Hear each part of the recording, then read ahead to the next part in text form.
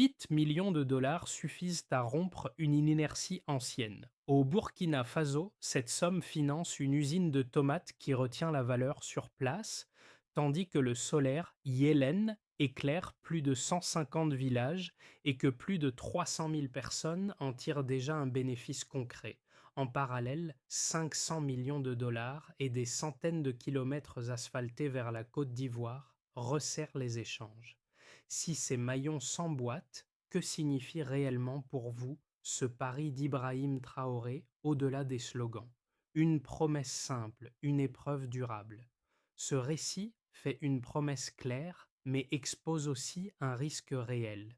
Il s'agit de comprendre comment un pays longtemps dépendant peut transformer des projets concrets en autonomie mesurable sans s'effondrer au premier choc externe.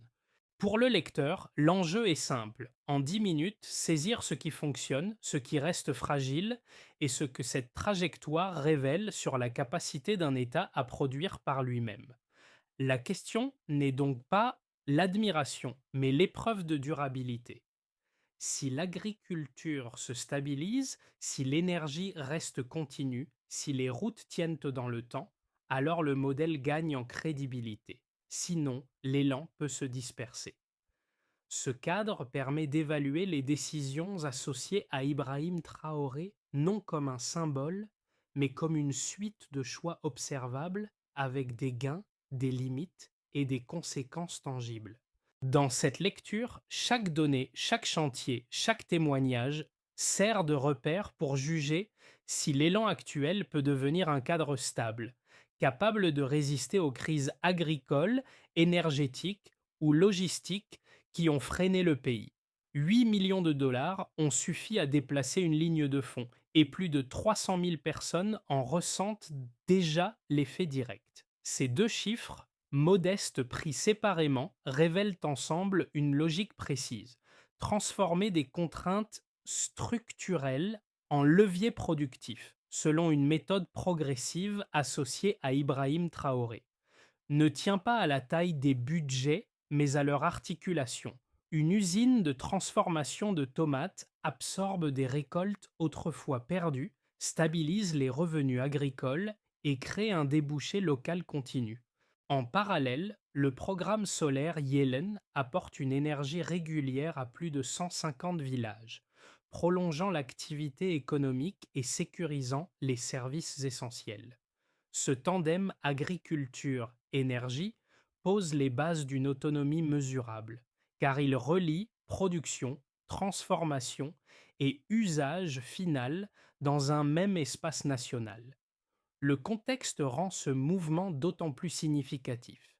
Pays enclavés, longtemps dépendants d'importations coûteuses et de corridors logistiques fragiles, le Burkina Faso faisait face à une accumulation de blocages, pertes post-récolte, accès irrégulier à l'électricité, routes incomplètes.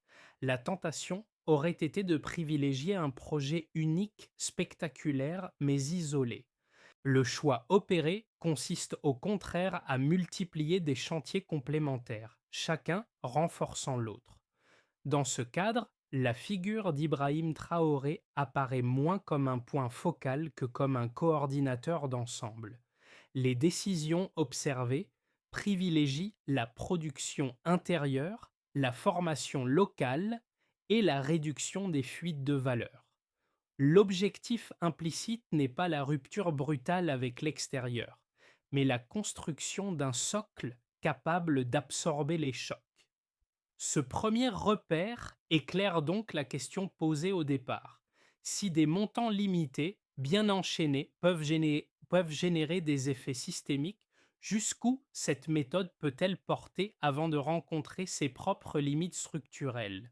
Pour saisir comment les premières transformations prennent forme, il faut quitter les chiffres et regarder les trajectoires humaines qu'elles réorganisent.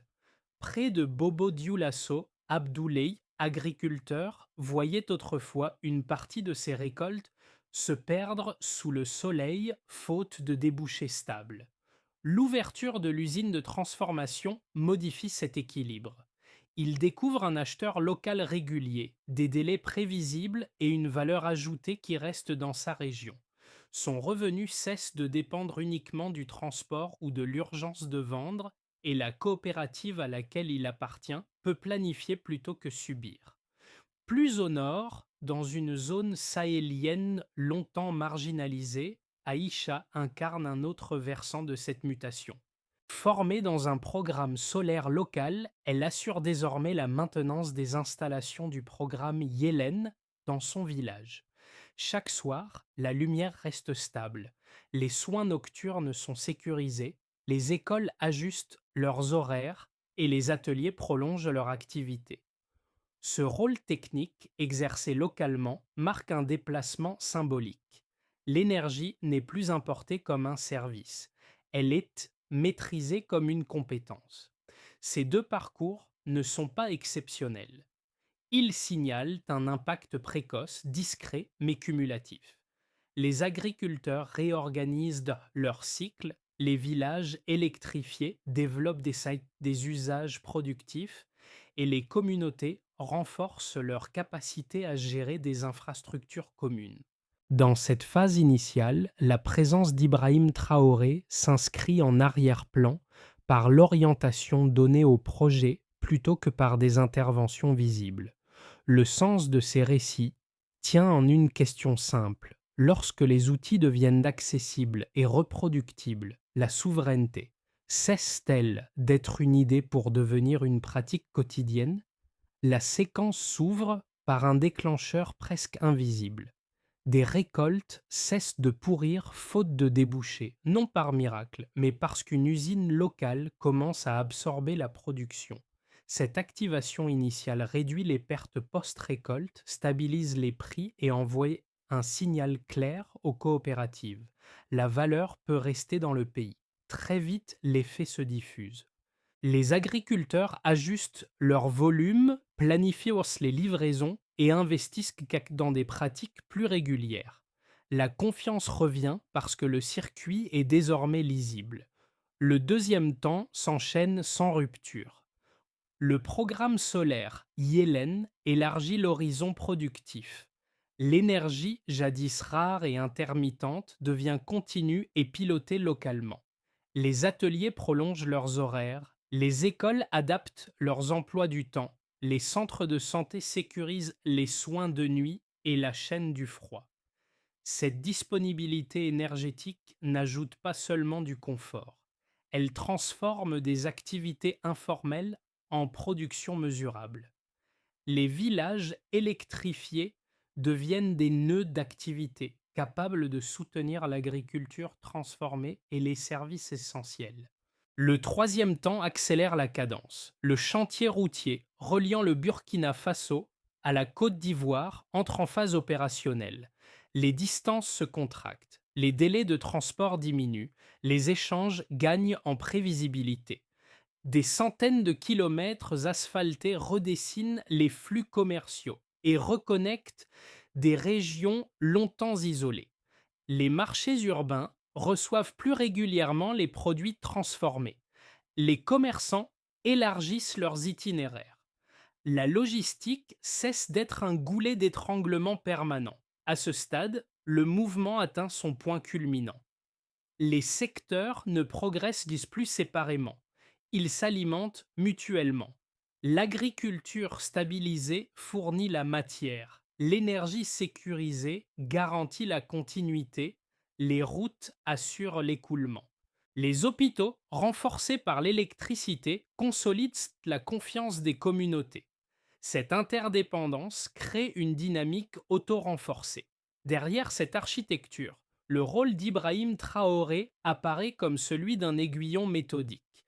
Privilégier le financement local, exiger la formation de compétences nationales, imposer une discipline d'exécution. Lorsque la phase de tension retombe, elle laisse place à une rémanence durable. Les villages réorganisent leurs horaires de travail. Les agriculteurs planifient tout leur cycle selon les capacités de transformation. Les jeunes techniciens créent des ateliers de maintenance. les communes renforcent leur participation aux projets collectifs. Les initiatives ne dépendent donc plus uniquement d'une impulsion centrale, elles s'auto-entretiennent parce que les acteurs locaux se sont appropriés les outils. Cette séquence de l'activation à la rémanence révèle un arc rarement atteint. Le pays n'avance plus par à-coups, mais par continuité. Chaque amélioration ouvre immédiatement la voie à la suivante. La question qui s'impose alors est directe. Cette mécanique peut-elle conserver son rythme lorsque les chantiers initiaux cèdent la place à la gestion du long terme? Avant les réformes, une part significative de la production maraîchère n'atteignait pas un marché structuré. Aujourd'hui, la transformation locale absorbe une fraction bien plus stable des volumes. Ce passage du baseline au delta illustre une méthode: mesurer des écarts concrets plutôt que proclamer des intentions selon une logique d'ajustement continu associée à Ibrahim Traoré. Le premier indicateur concerne la production agricole. Une hausse d'environ 40% est observée, non comme un pic isolé, mais comme l'effet combiné de trois leviers. D'abord, la réduction des pertes post-récolte grâce à l'usine de transformation. Ensuite, la prévisibilité des débouchés qui incitent les agriculteurs à planifier et à investir. Enfin, la fluidification logistique qui rapproche les zones de production des centres de transformation. Ce pourcentage signifie une chose simple: davantage de récoltes deviennent vendables et leur valeur est captée localement plutôt que dissipée. Le deuxième indicateur touche aux échanges commerciaux. Une progression de l'ordre de 25% accompagne l'amélioration des routes et la disponibilité énergétique dans les zones rurales. Cette augmentation ne traduit pas seulement une intensification des flux, elle signale l'entrée de nouveaux producteurs dans des circuits formels. Les itinéraires deviennent prévisibles, les délais se contractent et les coûts de transport diminuent. Pour les commerçants, cela se traduit par une rotation plus rapide des stocks et une meilleure confiance entre fournisseurs et acheteurs. La donnée chiffrée sert ici d'outil de lecture. Lorsque la logistique cesse d'être un obstacle permanent, l'activité économique se densifie. Le troisième indicateur concerne la santé publique, avec une diminution d'environ 15% de la mortalité infantile. Ce recul résulte d'un enchaînement précis. L'électricité continue permet le fonctionnement nocturne des équipements. Les centres de santé disposent de chambres froides opérationnelles pour les vaccins. Les formations médicales locales renforcent les compétences disponibles. Ce chiffre ne décrit pas un miracle, mais une addition de conditions rendues possibles par l'énergie et l'organisation. Il indique que des infrastructures techniques peuvent produire des effets sociaux mesurables. Pris isolément, ces chiffres pourraient paraître modestes. Ensemble, ils dessinent une architecture cohérente. L'agriculture fournit la matière. L'énergie assure la continuité. Les routes permettent l'écoulement. La santé consolide la confiance des communautés. Chaque indicateur agit comme un multiplicateur pour les autres. C'est cette interdépendance qui distingue une amélioration ponctuelle d'un changement de trajectoire. La méthode apparaît alors clairement. Les données ne sont pas des trophées. Elles servent à ajuster les politiques, à corriger les goulets d'étranglement et à décider des priorités suivantes. Dans cette lecture, le rôle d'Ibrahim Traoré n'est pas de commenter les chiffres, mais d'en faire des instruments de pilotage. Le delta n'est jamais considéré comme acquis. Il devient un point de départ pour l'étape suivante. Reste une interrogation centrale. Ces indicateurs, positifs dans une phase d'accélération, conserveront-ils leur dynamique lorsque la gestion quotidienne remplacera l'élan initial des chantiers? D'abord, un modèle centré sur la production intérieure risque d'isoler le pays. Selon cette lecture, limiter certains partenariats extérieurs ou réduire la dépendance à l'aide internationale priverait l'économie d'investissements massifs, de technologies avancées et d'un accès élargi aux marchés mondiaux. L'enclavement géographique est présenté comme une contrainte structurelle difficilement contournable sans appuis extérieurs solides. À cela s'ajoute la crainte que l'agriculture transformée localement et le solaire exposent le pays aux aléas climatiques et aux fluctuations régionales de la demande. Ensuite, une autre critique avance que met en doute la résilience interne. Les sceptiques estiment qu'un système reposant sur des initiatives locales, même bien coordonnées, manquerait de profondeur face à un choc majeur.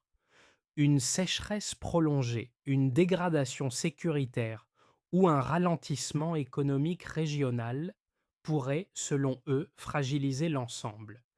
Les progrès sont reconnus mais jugés insuffisants pour absorber des crises d'ampleur sans un soutien extérieur conséquent. Ces critiques prennent appui sur des risques réels. Elles méritent donc une réponse fondée sur la logique observée plutôt que sur l'intention affichée. Les données disponibles montrent que les projets ne fonctionnent pas en silo.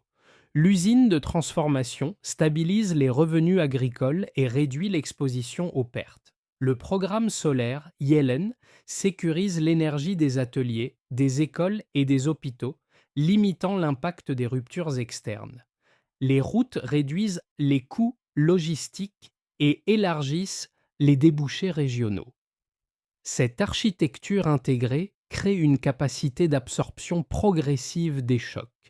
Dans cette configuration, la stratégie associée à Ibrahim Traoré ne vise pas l'isolement, mais une interdépendance interne maîtrisée. Le pays ne se ferme pas. Il réduit ses vulnérabilités structurelles avant de négocier. Les projets se renforcent mutuellement et compensent leurs fragilités respectives. Cette cohérence constitue précisément la réponse la plus solide aux critiques, car elle transforme des risques identifiés en variables partiellement contrôlables. La question se déplace alors. Il ne s'agit plus de savoir si le modèle est parfait, mais s'il est plus robuste que l'alternative fondée sur la dépendance continue. Ce point médian ne repose pas sur une annonce spectaculaire, mais sur un basculement de perception. Lorsque l'électricité devient continue dans des dizaines de villages, l'énergie cesse d'être un facteur limitant pour devenir un socle d'organisation. Les ateliers prolongent leurs horaires sans improvisation. Les écoles réajustent leurs cours. Les centres de santé sécurisent la nuit. Ce qui semblait être un simple apport technique redéfinit en réalité le rythme collectif. À ce stade, le changement décisif tient à la maîtrise locale. Les installations solaires ne sont plus perçues comme des équipements importés, mais comme des outils entretenus, compris et réparés sur place. Les les techniciens formés localement assurent la continuité. Les communautés s'approprient la gestion. La dépendance énergétique recule non par rupture, mais par substitution progressive. C'est ici que le récit se renverse. La souveraineté n'apparaît plus comme un objectif lointain, mais comme une expérience quotidienne. Chaque soir éclairé devient une preuve répétée que la décision peut rester au niveau local. Dans cette dynamique, l'action d'Ibrahim Traoré s'inscrit moins dans le discours que dans la création de conditions reproductibles. À partir de ce point, la question n'est plus de savoir si le modèle fonctionne, mais comment cette énergie nouvelle reconfigure durablement les équilibres économiques et sociaux. Les transformations engagées deviennent pleinement lisibles lorsqu'on observe leurs effets différenciés sur quatre groupes clés de la société burkinabé. C'est à ce niveau que la logique systémique prend corps et que la méthode associée à Ibrahim Traoré révèle ses implications les plus tangibles. Pour les agriculteurs, l'impact est d'abord économique puis organisationnel. La présence d'une usine de transformation locale réduit les pertes post-récolte et stabilise les débouchés. Les coopératives structurent leur calendrier, mutualisent quiconque le transport et négocient des volumes plus réguliers. Les revenus gagnent en prévisibilité. Cette stabilité permet d'anticiper les saisons, d'investir progressivement et de limiter la dépendance aux acheteurs extérieurs. Le travail agricole cesse d'être uniquement réactif. Il devient planifiable. Pour les entreprises locales, l'effet combiné de l'énergie continue et des routes rénovées change l'équation de compétitivité. Les ateliers fonctionnent sur des horaires étendus. Les artisans modernisent leurs équipements. Les commerces bénéficient d'une rotation plus rapide des stocks grâce à des délais logistiques raccourcis. Cette fluidité réduit les coûts, sécurise les approvisionnements et attire des investissements locaux prudents mais croissants. L'économie informelle s'intègre progressivement dans des circuits plus structurés, sans rupture brutale. Pour la jeunesse et la diaspora, la transformation est à la fois matérielle et symbolique. Les formations techniques locales débouchent sur des emplois immédiats dans le solaire, la maintenance, la santé ou les chantiers routiers. Les compétences acquises trouvent une utilité directe. Pour la diaspora, longtemps hésitante à revenir ou à s'engager, ces évolutions offrent des perspectives concrètes de contribution. Le retour n'est plus seulement affectif, il devient fonctionnel. Dans cette dynamique, l'action d'Ibrahim Traoré est perçue moins comme un discours patriotique que comme un cadre où les compétences nationales prennent de la valeur. Pour la région du Sahel et les territoires voisins, l'exemple burkinabé agit comme un laboratoire. Les pays environnants observent l'enchaînement des projets, transformation agricole, énergie locale, corridors routiers. Les échanges régionaux s'intensifient. Certaines communes frontalières s'inspirent de cette logique pour initier leur propre programme.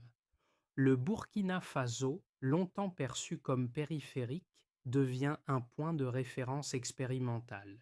Ces quatre lectures convergent vers un même constat. Les effets observés ne sont ni isolés ni temporaires. Ils dessinent un écosystème où chaque groupe trouve un intérêt direct à la continuité du modèle. La souveraineté cesse d'être abstraite. Elle se manifeste dans des choix quotidiens, reproductibles et partagés. La question qui reste ouverte est alors précise. Cette convergence d'intérêts suffira-t-elle à maintenir l'élan lorsque les bénéfices immédiats laisseront place aux exigences du long terme? À mesure que l'accélération initiale s'achève, l'horizon des prochains mois devient un espace de bifurcation. Les mêmes éléments, agriculture transformée, énergie solaire, routes opérationnelles, peuvent produire des trajectoires différentes selon la manière dont ils sont entretenus et coordonnés. Trois scénarios se dessinent, sans prétendre figer l'avenir, mais pour clarifier les conditions qui orientent le mouvement. Dans le scénario de base, la dynamique actuelle se stabilise.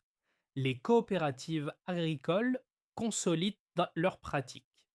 Les ateliers de maintenance solaire fonctionnent, mais avec des capacités inégales selon les régions. Les routes améliorent durablement les échanges sans créer de rupture spectaculaire. L'économie progresse par paliers. Le modèle associé à Ibrahim Traoré gagne en crédibilité, mais reste dépendant d'une vigilance constante pour éviter l'érosion des acquis. La souveraineté avance, sans accélération ni recul marqué. Le scénario optimiste repose sur un effet d'entraînement plus fort. Les compétences locales se diffusent rapidement. Les formations techniques produisent une main-d'œuvre suffisante pour assurer la maintenance et l'extension des équipements. Les villages électrifiés développent de nouvelles activités productives. Les échanges régionaux s'intensifient grâce à une logistique plus fluide. Dans cette configuration, chaque secteur amplifie les autres. L'interdépendance interne devient un avantage compétitif. Le pays franchit alors un seuil. Il ne s'agit plus de rattrapage, mais de consolidation active. Le scénario de tension met en lumière les fragilités possibles. Certaines autres zones peinent à maintenir leurs installations. Les compétences manquent ponctuellement. Les retards de maintenance s'accumulent. Les circuits de distribution restent fonctionnels mais irréguliers.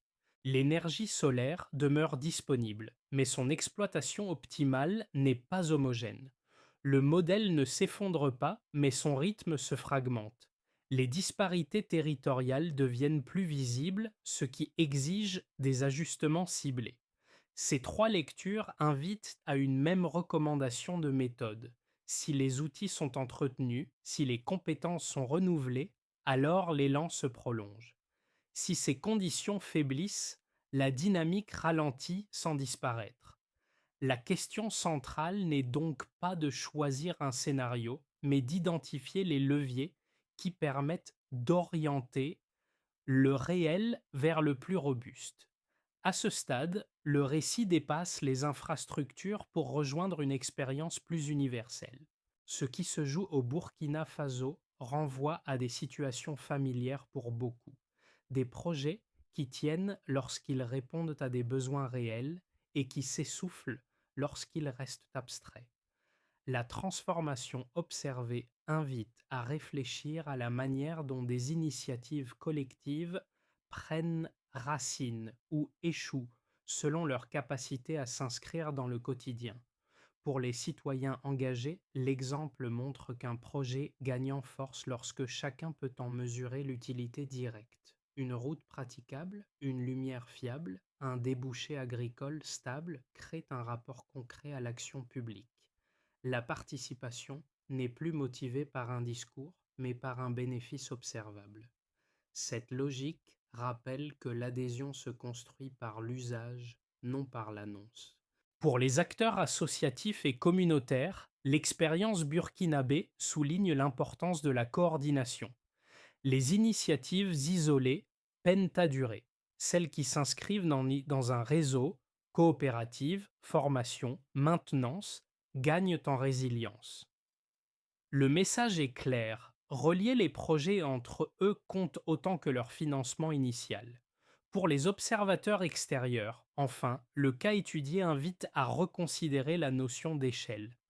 Les montants engagés paraissent modestes, mais leur impact se démultiplie lorsqu'ils sont articulés. Cette approche rappelle qu'une transformation durable ne dépend pas uniquement de budgets élevés, mais de la cohérence entre secteurs. Deux leviers simples émergent alors. D'abord, privilégier des outils que les utilisateurs peuvent comprendre et entretenir. Ensuite, créer des boucles de retour rapides où les effets positifs renforcent l'engagement collectif. Ces principes, applicables bien au-delà du contexte burkinabé, rappellent une évidence souvent négligée. Les dynamiques solides naissent lorsque chacun voit où il agit et pourquoi. Pour que les acquis récents se consolident, une feuille de route pragmatique se dessine, fondée sur des actions simples, mesurables et coordonnées. Elle ne promet pas une accélération permanente, mais une continuité maîtrisée, alignée avec la méthode défendue par Ibrahim Traoré. Pour commencer, il s'agit de sécuriser la maintenance locale. Les communes doivent disposer d'équipes dédiées pour l'énergie, les routes et les centres de santé. L'objectif n'est pas l'excellence technique immédiate, mais la continuité de service. Les indicateurs sont concrets: heures de fonctionnement, délai d'intervention, taux de disponibilité des équipements. Ensuite, il s'agit de renouveler les compétences. Des formations courtes et régulières centrées sur la réparation solaire, la logistique et la chaîne du froid permettent d'élargir le vivier de techniciens. Le critère de réussite est clair: l'employabilité locale dans les 6 mois suivant la formation. Cette boucle réduit la dépendance aux expertises extérieures. Puis, il s'agit de la coordination des flux. En reliant coopératives agricoles, transporteurs et ateliers de transformation, il devient possible de réduire les pertes et d'augmenter la rotation des stocks. Le suivi s'effectue par les volumes transformés, la régularité des livraisons et la diminution du gaspillage. Après cela, il s'agit de la gouvernance de proximité. Les projets portés par associations, communes et petites entreprises doivent s'inscrire dans un cadre partagé pour éviter les doublons. L'indicateur clé est le nombre de projets coordonnés à l'échelle locale ou régionale. Ensemble, ces étapes traduisent une logique claire, transformer chaque progrès en standard reproductible. La souveraineté devient alors un processus continu, ajusté par des données et porté par des acteurs locaux. La question décisive est simple. Cette discipline d'exécution pourra-t-elle être maintenue lorsque l'attention se déplacera vers d'autres urgences? Au moment de refermer ce parcours, les visages rencontrés plus tôt reviennent comme des points d'ancrage silencieux. Abdoulaye dans ses champs, Aïcha devant ses panneaux solaires. Leurs gestes ordinaires donnent une épaisseur humaine à ce qui pourrait rester un débat abstrait. Ils rappellent que les transformations durables ne commencent pas par des discours, mais par des usages répétés ancrés dans le quotidien. Ce fil narratif éclaire la cohérence recherchée. L'usine n'est pas seulement une infrastructure, elle devient une sécurité pour les récoltes. L'électricité n'est pas qu'une technologie, elle structure le temps social. Les routes ne sont pas de simples tracés, elles relient des décisions locales à des marchés réels. Dans cet enchaînement, la souveraineté prend forme par accumulation, non par rupture. La présence d'Ibrahim Traoré traverse ce récit, comme un principe de continuité plutôt que comme une figure centrale. Son rôle se lit dans la constance des choix, privilégier ce qui peut être compris, entretenu et transmis localement. Cette sobriété stratégique contraste avec les approches fondées sur l'annonce et l'urgence. Le motif initial revient alors avec clarté. Une récolte sauvée, une lumière maintenue toute la nuit, un service qui fonctionne sans interruption. La conclusion s'impose, simple et sans emphase. La souveraineté se construit pas à pas. L'histoire qui se referme ici ne se limite pas aux frontières du Burkina Faso. Elle interroge plus largement la manière dont des sociétés cherchent à créer de la solidité à partir de ressources limitées. Les transformations observées invitent à déplacer le regard, moins vers la taille des budgets, davantage vers la cohérence des enchaînements et la capacité à durer. Pour ceux qui suivent les Burkina Faso News ou s'intéressent aux trajectoires africaines contemporaines, le cas burkinabé offre un terrain d'observation rare. Il montre qu'un pays peut tenter de reprendre la main sans promettre des miracles, en misant sur des gestes cumulés plutôt que sur des ruptures spectaculaires. Dans cette lecture, l'action associée à Ibrahim Traoré devient un point de départ pour réfléchir, non un modèle à copier. La question finale reste volontairement ouverte. Qu'est-ce qui, dans votre propre contexte, transforme un projet en dynamique durable? Est-ce l'argent engagé, la manière de coordonner les acteurs ou la capacité à rendre les effets visibles et partageables? C'est dans cet échange d'expériences et de regards que la réflexion se prolonge. Non pour conclure, mais pour continuer à interroger ce que signifie aujourd'hui construire une souveraineté concrète et habitée.